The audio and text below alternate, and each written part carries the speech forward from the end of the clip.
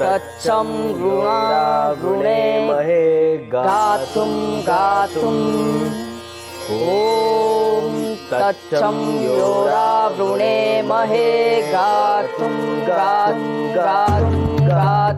ॐ तच्चं योरावृणेमहे गातुं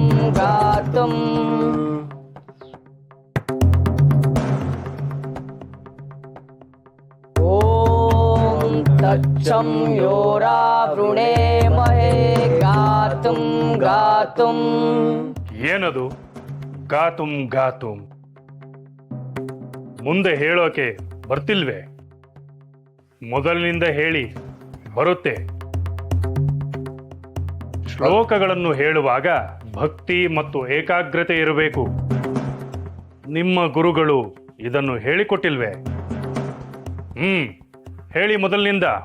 ಓಂ ತಚ್ಚಂ ಯೋರಾವೃಣೇಮಹೇ ಗಾತುಂ ಓಂ ತಚ್ಛಂಯೋರಾವೃಣಿಮಹೇ ಗಾತುಂ ಯಜ್ಞಾಯ. ಓಂ ಶಾಂತಿ ಶಾಂತಿ ಶಾಂತಿ.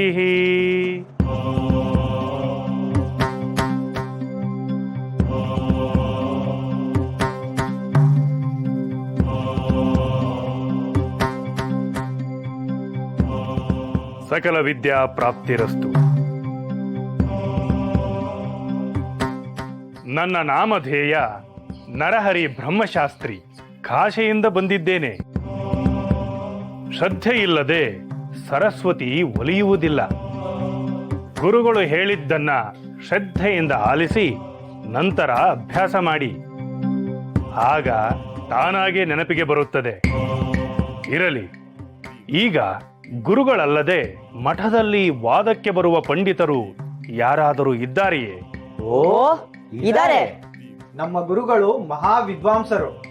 ಭವಿಷ್ಯದಲ್ಲಿ ಗುರುಗಳನ್ನು ಮೀರಿಸಬಲ್ಲ ಪಂಡಿತರು ನಮ್ಮ ಮಠದಲ್ಲಿದ್ದಾರೆ. ಇತಿಹಾಸ, ಕಲೆ, ವಾಣಿಜ್ಯ, ರಾಜತಂತ್ರ, ವೇದ ಪುರಾಣಗಳೇ ಮೊದಲಾದ ಸಕಲ ಶಾಸ್ತ್ರಗಳಲ್ಲೂ ಮಹಾಪಂಡಿತರು. ಅವರು ಜಗದೇಕ ಕವಿಗಳು, ಮಹಾನ್ ವಾಗ್ಮಿಗಳು, ತಪಸ್ವಿಗಳು, ಅಸ್ಕಲಿತ ಬ್ರಹ್ಮಚಾರಿಗಳು. ಅವರ ಮುಖದ ತೇಜಸ್ಸು ಅಗ್ನಿಯನ್ನು ಮೀರಿಸುತ್ತದೆ.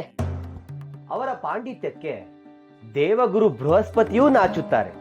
ಅವರು ಸರಸ್ವತಿಯ ಹೆಮ್ಮೆಯ ಪುತ್ರ. ಅವರು ನಮ್ಮ ಮಠದಲ್ಲಿರುವುದು ಮಹಾಕೀರ್ತಿ. ಬಹಳ ಸಂತೋಷ. ಹಾಗಾದರೆ ನಾವು ಅವರೊಂದಿಗೆ ವಾಗ್ವಾದ ನಡೆಸಬಹುದು.